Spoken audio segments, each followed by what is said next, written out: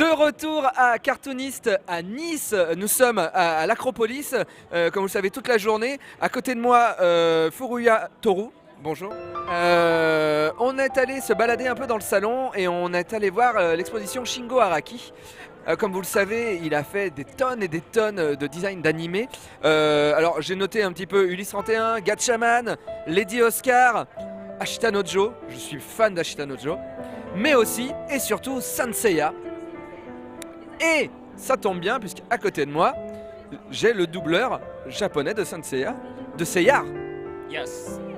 Est-ce que je peux avoir une preuve que c'est bien vous le doubleur de Seiya? おお、燃え上がれ俺のコスモよペガサス流星剣 Bravo, bravo. Aussi Dragon Ball Z, Gundam. Alors, comment, pourquoi vous êtes devenu doubleur d'où est venue la vocation? J'ai commencé comme comédien enfant en fait, à l'âge de 5 ans, je suis rentré dans une agence et après beaucoup d'années d'apprentissage et de théâtre, j'ai décroché mon premier rôle dans une série télé américaine à l'âge de 10 ans.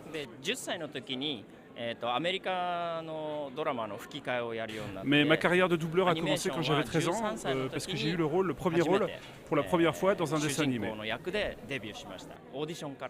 Au Japon, on double d'une manière un peu spécifique les animés parce que nous en France par exemple on peut voir l'image de l'animé et il y a une bande rythmo, ce qu'on appelle une bande rythmo en dessous avec le texte qui passe, mais vous au Japon pas du tout. Comment est-ce que vous doublez au Japon? Comment ça fonctionne?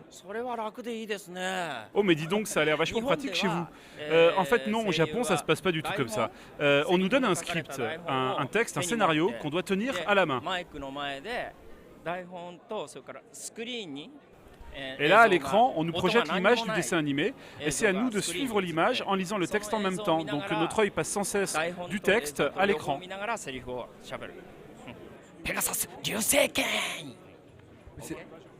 Ok, mais c'est pas difficile, faut apprendre le texte par cœur. Oui, c'est vrai que c'est pas évident. Alors une petite astuce, c'est de retenir la première syllabe de la phrase, par exemple le P pour Pegasus. Et ensuite, on surveille quand Seiya rentre à l'écran et dès qu'il ouvre la bouche, on dit P et hop, les yeux descendent sur le script pour dire la suite, Pegasus Ryuseiken. En France, le métier de doubleur est pas très connu en fait, doubleur d'animé. Ils sont pas très starifiés les gens en France. Par contre au Japon, vous êtes une vraie star. Comment vous expliquez ça?